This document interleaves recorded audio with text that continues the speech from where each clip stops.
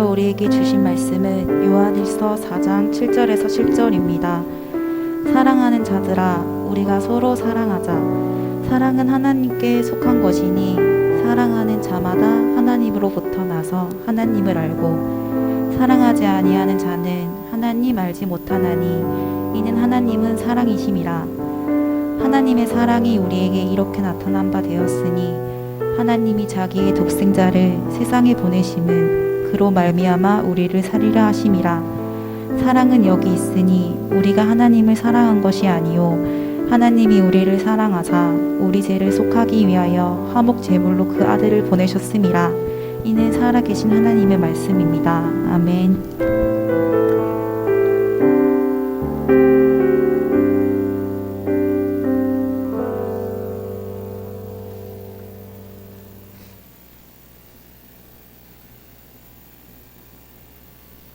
네, 안녕하십니까. 이 자리에 강사로 초청되어서 잘 들리나요? 죄송합니다. 이 자리에 1년 만에 강사로 초청되어서 이 자리에 서니까 굉장히 많이 떨립니다. 하지만 코로나19 상황 속에서도 주의를 거룩하게 지키려고 하는 여러분을 보니까 또한 힘이 납니다. 오늘은 한 가지 그림을 보면서 함께 하나님의 말씀, 은혜를 나누고자 합니다. 여러분, 미켈란젤로 아시죠? 그분이 약 15세기, 16세기 초반에 베드로 대성당 옆에 있는 시스티나 성당이라는 곳에 천정에다가 그림을 그렸습니다. 아주 유명한 그림인데 지금 보이시나요? 저는 아직 여기를 못 가봤습니다. 코로나19가 종식되면 꼭 한번 가보고 싶은 곳인데, 여기 이렇게 보면 시스테나 성당 예배당 천장에 천장 벽화가 그려져 있는데, 미켈란젤로는 이 그림의 제목을 아담의 창조라는 제목을 붙였습니다. 보시면 오른쪽에 하얀 머리를 하신 이런 사람이 하나님이라는 거 쉽게 알 수 있겠죠. 창조주 여호와 하나님 아버지시고, 또 힘차게 손을 뻗어서 누군가를 손을 꼭 잡으려고 합니다. 근데 상당히 건방지게 이렇게 누워있는 근육질의 남자겠죠? 근육질의 남자는 누군 것 같아요? 예, 아담이에요. 이 천장 벽화의 제목이 아담의 창조기 때문에 아담입니다. 그런데 그림을 자세히 보면 어떤 예술 논평가들은 상당히 이 그림에 대해서 호평을 굉장히 많이 합니다. 여러분들도 그림 참 잘 그렸죠? 굉장히 호평을 많이 하실 텐데, 진짜 생명이 창조되는 순간이다. 그리고 하나님의 표정이 너무 잘 나타나 있고, 이렇게 굉장히 호평을 많이 하는 그림인데, 사람이 인류가 그린 그림 중에서 가장 유명하고 잘 그린 그림에 손꼽히는 그림이라고 합니다. 근데 제가 이 그림을 얼마 전에 자세히 봤는데요. 제 생각은 조금 다릅니다. 자, 창조주 하나님은 굉장히 역동적으로 바람을 가르며 구름을 타시고 창조하신 아담에게로 다가가려고, 어떻게든 다가가려고 애를 쓰십니다. 시선은 아담에게 고정되어 있고 아담의 손을 어떻게든 잡으려고 하는데, 그 주변에 조그마한 아이들이 보이죠? 천사랍니다. 천사 자세히 보면 한 8명 정도의 천사가 있는데, 천사의 얼굴을 보면 그렇게 밝지가 않아요.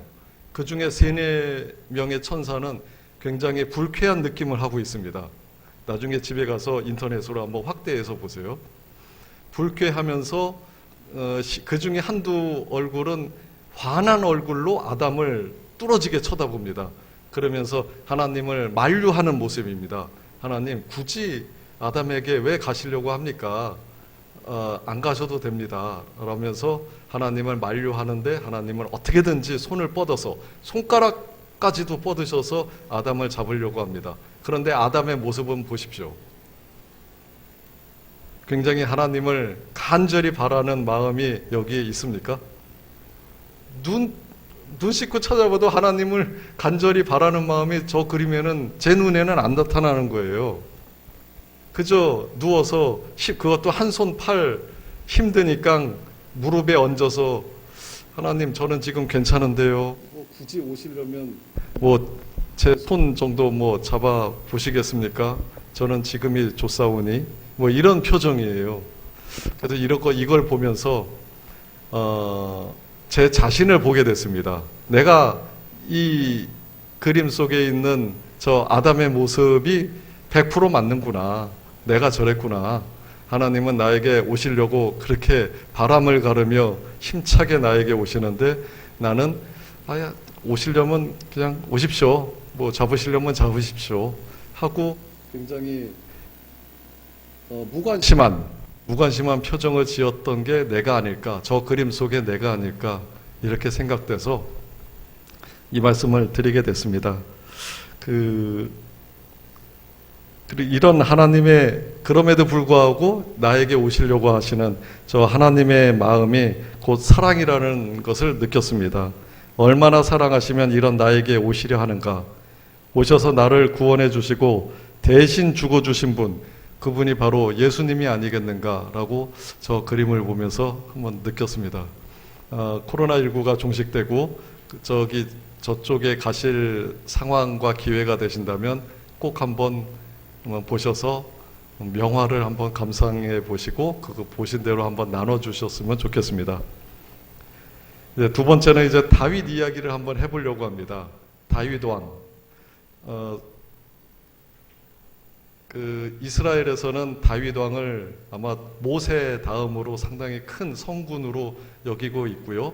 저희도 역시 성경책을 성경책 사무엘상, 사무엘하 또 모세 이야기를 통해서 상당히 잘 알고 있는 성경의 인물 중 한 사람입니다. 다윗 왕은 이스라엘의 2대 왕이 됐는데 주전 1010년에 왕이 돼서 1070년까지 약 40년간 왕을 한 사람이에요. 근데 왜 다윗 왕을 제가 여러분에게 잘 아는 다윗 왕을 왜 여러분에게 다시 한번 얘기하려고 하느냐 하면 우리가 배워야 할 것, 곧 성실함과 전문성을 이 다윗을 통해서 꼭 저뿐만 아니라 저 역시도 배워야 한다는 것을 느꼈습니다. 먼저 성실함입니다. 시편 78편에 보면 하나님께서 다윗을 양의 우리에서 택하셨다는 구절이 나옵니다.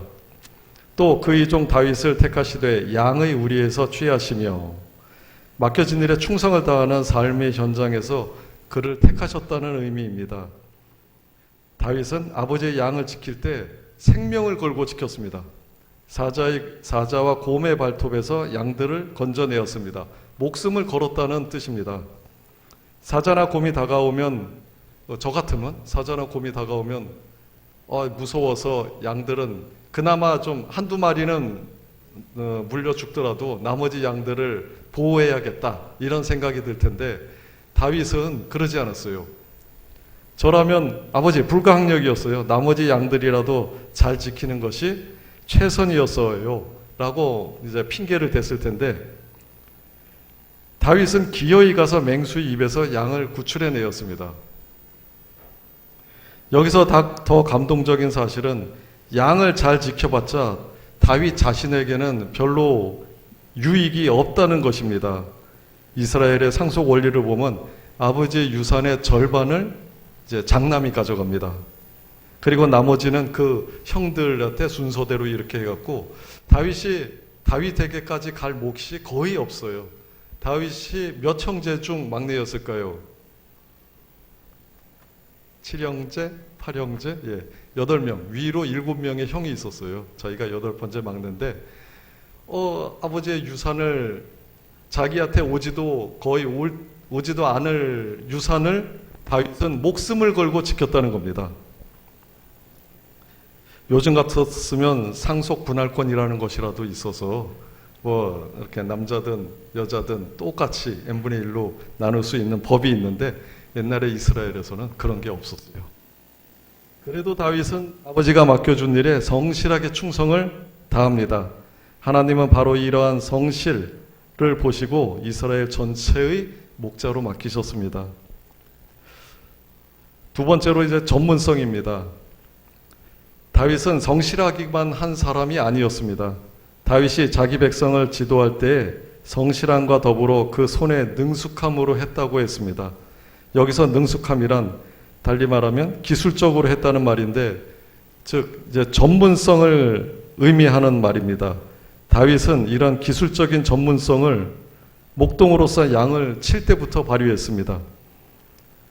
주님이 맡겨주신 일을 감당할 때 성실성과 함께 반드시 필요한 것이 바로 기술, 곧 전문성입니다. 성실하기는 한데 전문성이 없다면 일이 안 될 것입니다. 성실한데 전문성이 없는 건축가와 성실하지는 않은데 전문성이 뛰어난 건축가가 있다면 여러분은 누구에게 집 짓는 것을 맡기겠습니까? 회장님, 누구에게 맡기겠습니까? 예, 저도 아마 그렇게 생각합니다. 그런데 하지만 성실하지는 않지만 전문성이 있는 기술자한테 맡길 텐데, 맡겨보고서는 딱 한 번만 맡길 것입니다. 왜냐하면 성실하지 않는 사람과 같이 일하면 속 터집니다.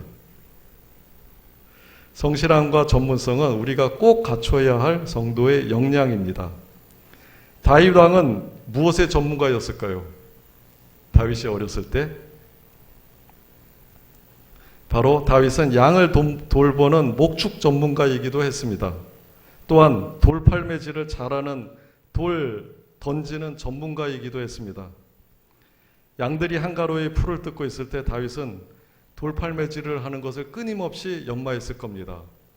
왜냐하면 그 당시 주전 1000년 전에는 그 팔레스타인 지역이나 사우디아라비아 쪽에 이집트 쪽에 상당히 사나운 맹수들이 많이 살았다고 동물학자들이 얘기를 합니다.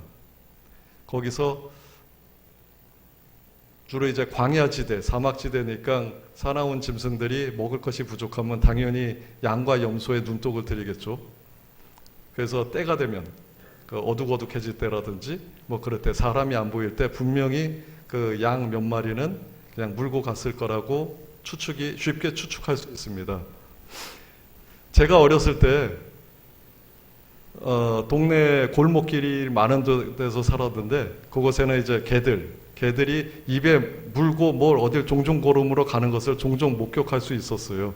근데 그 개들한테 갑자기 제가 나타나서 왕 하면 입에 물든 것을 10중 8구 떨어뜨리고 도망갑니다. 그리고 어떤 개들은 그래도 안 떨어뜨리면 쫓아가갖고 발로 이제 꼬리 부분이나 엉덩이 부분을 톡 치면 거의 대부분 입에 물던 것을 떨어뜨리고 그냥 갑니다. 한번 해보세요. 근데 큰 개는 하지 마세요. 큰 개는 덤벼듭니다. 근데 사자나 곰도 분명히 그 다윗이 지키는 이 양을 물고서 이제 갈 때 다윗이 멀리에서 분명히 돌팔매질로 돌을 던졌을 거예요. 이 돌팔매질이라는 게 얼마나 강력한 무기냐 하면 약 200m까지 날아간다고 합니다. 내가 국제 뉴스를 보면 그 팔레스타인 청년들이 그 대치하고 있는 이스라엘 군인들한테 돌팔매질 하는 거 있죠. 약 1m 정도 되는 가죽끈 또는 이런 끈으로 돌을 넣어서 막 이제 휘둘러서 던지는 것을 뉴스에서 가끔 보게 됩니다. 그게 멀리도 나가지만 그 충격력, 파괴력도 화살 이상으로 강하다고 합니다. 그리고 정확도도 높고요.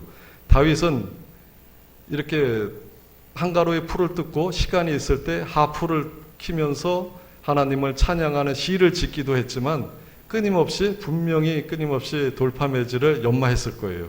그래서 사자나 이런 것이 나타나서 자기 양을 해치려고 할 때나 물고 갈 때 멀리서, 사정거리 멀리서, 너무 가까이에서 하면 사자가 덤벼들면 좀 위험하니까 분명히 멀리서 사자의 엉덩이를 맞추는 그런 연습을 끊임없이 했을 거예요. 그래서 이 돌팔매질의 전문가가 됐습니다. 이 돌 던지는 기술로 사자와 곰의 이빨에서 양들을 구해내고, 남들이 보면 하찮은 기술이지만 이 기술로 거인 골리앗을 넘어뜨리고 이스라엘을 구했습니다. 만약 다윗이 돌팔매질을 잘 못했더라면, 그리고 형들에게 도시락을 갖다 주라는 아버지의 말을 이행하지 않았더라면, 무엇보다 하나님이 함께 하신다는 믿음이 없었더라면 대적 골리앗을 만나지도 못했을 뿐더러 무명의 막내둥이에 불과했을 것입니다. 다윗을 다윗되게 한 것은 아이러니하게도 대적 골리앗이었습니다.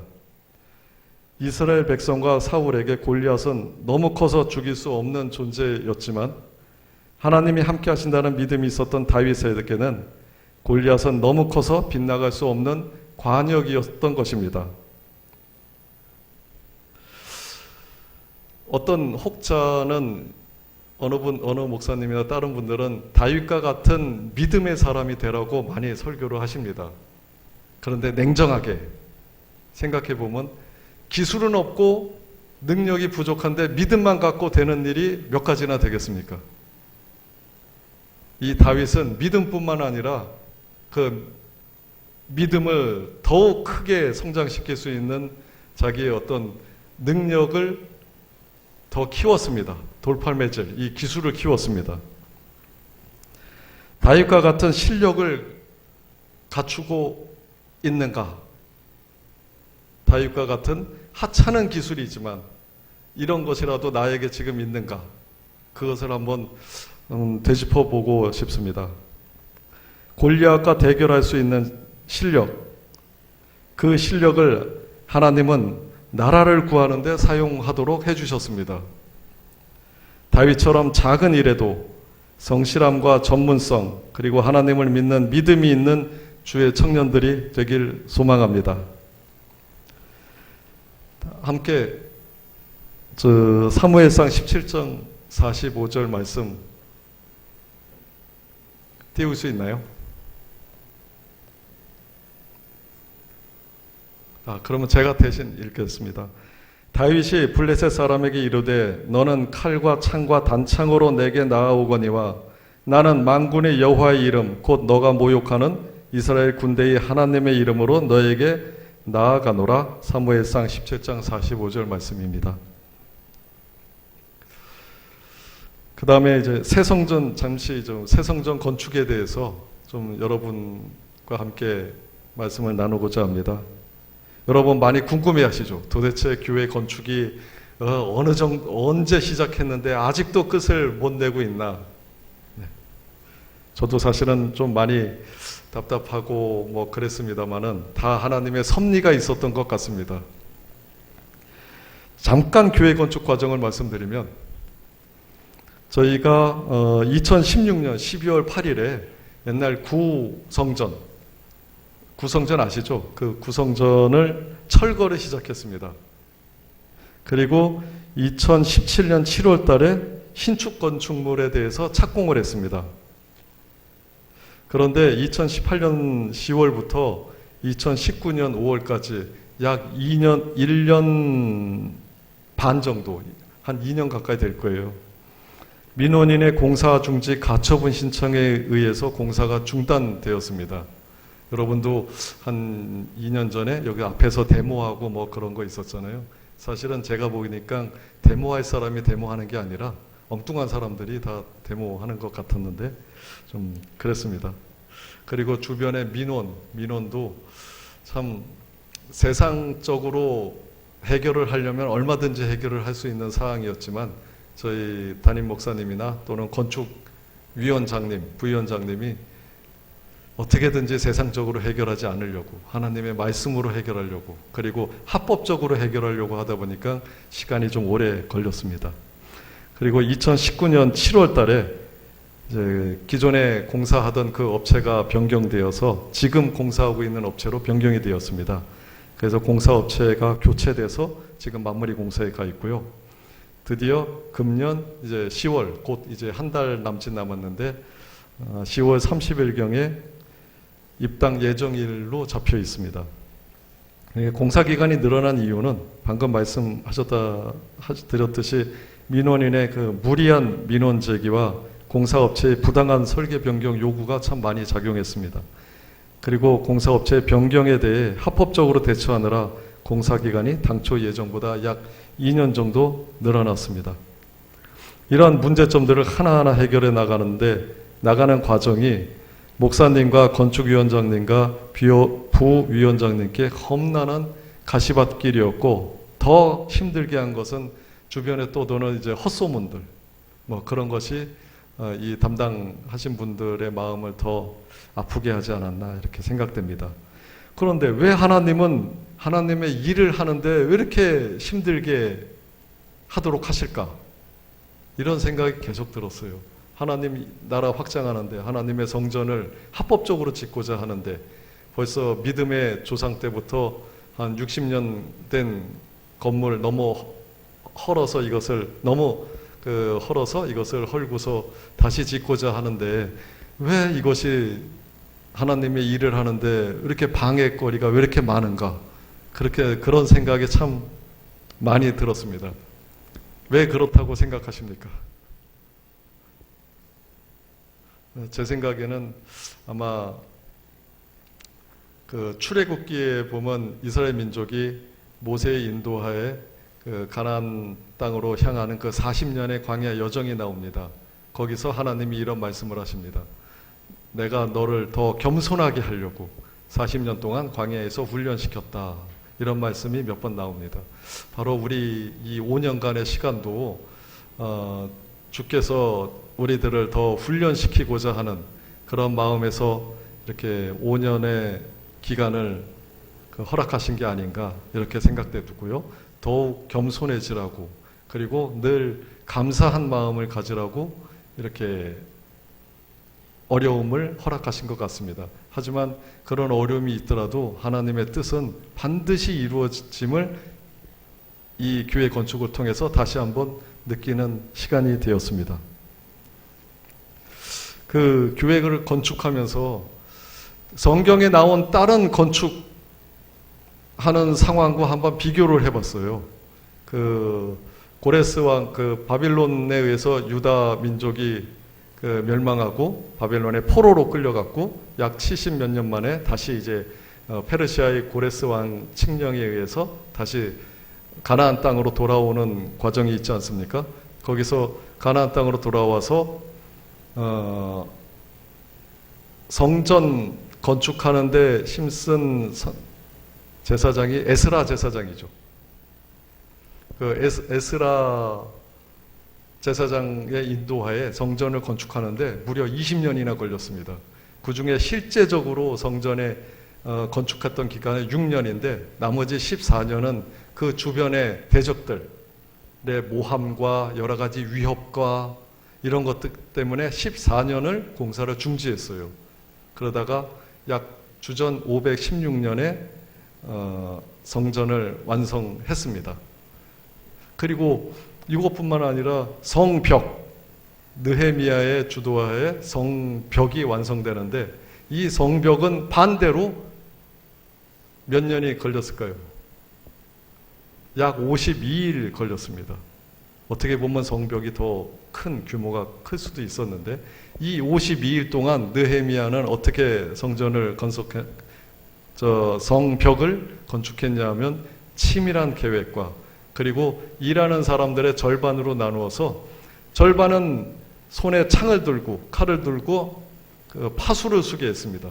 그리고 절반은 삽과 망치를 들고 공사 현장에서 밤낮 없이 일했고 이렇게 해서 한 손에는 방패, 한 손에는 삽을 들고 성벽을 건축했습니다. 그래서 52일 만에 이렇게 건축한 기록이 있습니다. 이렇게 교회 건축이 이제 만 5년이 걸린 긴 시간이었습니다만은 결국 하나님이 주신 인내로 이제 완공하게 되었습니다. 새 성전으로 가면서 새로운 마음가짐으로 예배를 드리고 싶다는 마음이 우리들 마음속에 충만해야 되는데 여러분은 어떻습니까? 제가 한번 조금 불편한 말씀을 드리면 이제 사실은 저도 뭐 여러분과 똑같은 마음입니다만은 성전 건축은 어른들이 하는 거다. 담임 목사님이 뭐 주도적으로 하시는 거다. 뭐 이렇게만 생각을 했었어요. 근데 막상 거기에 작든 크든 관여를 하게 되니까 아이고 주변에서 응원해 주는 사람이 진짜 별로 없더라고요. 기도해 주시는 몇 분 외에는 와서 수고합니다 이렇게 응원해 주시는 분이 생각보다 적었어요. 여러분은 어떻습니까? 여러분 5년 동안 나는 그냥 청년이니까 5년 전에 여러분 고등학생, 뭐 중학생이었을지도 모르잖아요. 나는 청년이니까 뭐 어른들이 하는 거 그냥 잘 하시겠지, 이런 마음으로 지냈던 건 아닌지 한번 돌아보시기 바랍니다. 지금이라도 늦지 않았습니다. 때 되면, 시간이 되면 한번 공사 현장에 가셔서 거기에 가시면 윤종철 장로님이랑 김영만 장로님, 김태한 장로님이 늘 계시니까 그분들께 저 왔어요 이렇게 하고 그래서 많이 수고 많으십니다, 아유 감사해요, 이렇게 딱 한마디만 해드려도 그분들에게는 굉장히 큰 힘이 됩니다. 그리고 이번에 한 달 동안 릴레이 기도 있잖아요. 청년들은 얼마나 신청을 하셨습니까? 좀 많이 신청을 하세요. 그리고 그곳 앞에 지나갈 때마다 그곳에 건축 현장 한번 들어가 보셔도 됩니다. 이제는 조금 위험한 것만 조심하시고 그대로 들어가서 한 바퀴 1층서부터 5층까지 한번 올라갔다 오면 다리에 근육도 생기고 좋아요. 그러니까 꼭 한번 찾아가 보시기 바랍니다. 이렇게 성전에서 예배드리고 싶다는 마음이 우리 마음속에 이제 충만해지기를 바라며 또 믿음으로 씨를 뿌리는 우리 모두가 되길 소망합니다. 시편 126편 5절에서 6절 다 함께 읽겠습니다. 눈물을 흘리며 씨를 뿌리는 자는 기쁨으로 거두리로다. 울며 씨를 뿌리러 나가는 자는 반드시 기쁨으로 그 곡식단을 가지고 돌아오리로다. 네. 제가 마지막 당부의 말씀을 한번 하고자 합니다. 청년 여러분, 그리고 저를 포함해서 성경을 가까이 하고 주의를 꼭 지키십시오. 그러면 하나님이 여러분을 가까이 하십니다. 되도록이면 말씀을 한번 암송해 보십시오. 제가 친척들을 추석 땐가 설 땐가 친척들을 만났는데 거기서 어느 분이 저에게 지금 생각나는 성경 구절이, 가장 마음속에 늘 담고 다니는 성경 구절이 있느냐고 물어보시더라고요. 갑자기 조금 알기는 아는데 갑자기 물어보니까 생각이 안 났어요. 그래서 저는 마음속에 이런 구절을 늘 새기고 다니고자 합니다. 하나님이 이 모든 말씀으로 말씀하여 이르시되 나는 너를 애굽 땅 종되었던 집에서 인도하여 낸 너희 하나님 여호와니라. 어디서 많이 듣던 말씀이죠.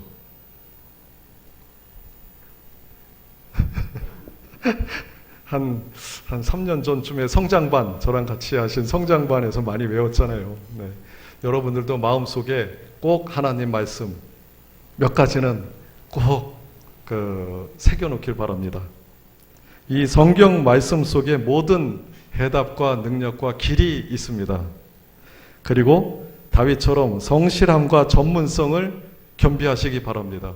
내가 지금 빵을 굽는 일을 한다든지 또는 청소를 하는 일을 한다든지 도배 일을 한다든지 또는 반도체를 만드는 일을 한다든지 자동차를 만드는 일을 한다든지 아무 상관없습니다. 내가 지금 하고 있는 그 무엇, 아무리 작은 하찮은 것이라도 거기서 전문가가 되십시오. 그러면 하나님이 그 일을 통해서 이 나라를 구하는 인물로 만들어 주실지 어떻게 합니까? 꼭 다윗처럼 성실함과 전문성을 갖춘 크리스찬들이 되기를 바랍니다. 위기는 기회와 함께 온다고 했습니다. 위기가 왔을 때 성실함과 작지만 전문 분야가 있다면 기회로 바꿀 수 있습니다. 이것이 믿음 아니고 무엇이겠습니까? 제가 좋아하는 명언이 2가지가 있는데 이것만 하고 마치겠습니다. 성경을 가까이 하십시오. 그렇지 않으면 죄가 우리를 가까이 할 것입니다. 2번째는 과거로 돌아가서 시작을 바꿀 수는 없지만 지금부터 시작해서 끝을 바꿀 수는 있다. 이 말씀으로 짧은 시간 마치겠습니다. 들어주셔서 감사합니다.